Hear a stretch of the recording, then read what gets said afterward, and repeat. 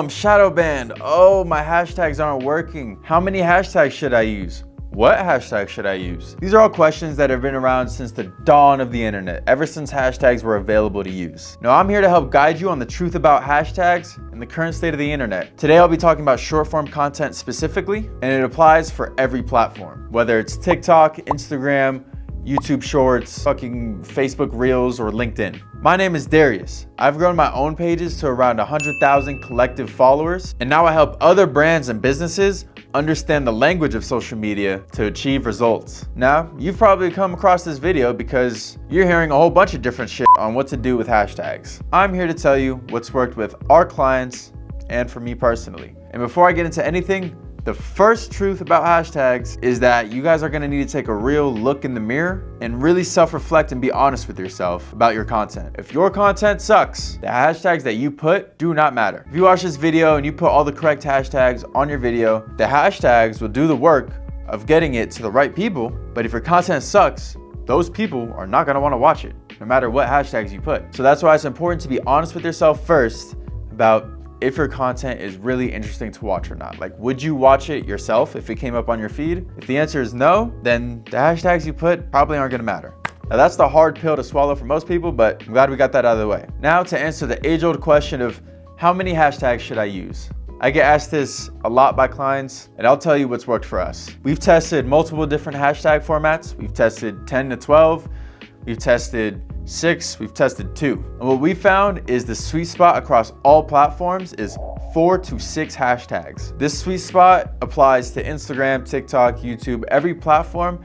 I'm not sure why that is. It's what has seemed to work. We've tested it across multiple different industries with our clients. That is what it is currently. Social media is always changing, but that is what has been working currently for us and our clients. Now, to answer the next question of what hashtags should I use? And again, that varies a little bit. The formula that we found to work is a little interchangeable, but it's relatively the same, which is 2 hashtags that are broad within your industry and 3 that are specific. And this is interchangeable in the sense that you could put 3 that are broad and 1 or 2 that are specific, or you could put 2 that are broad, 2 that are specific.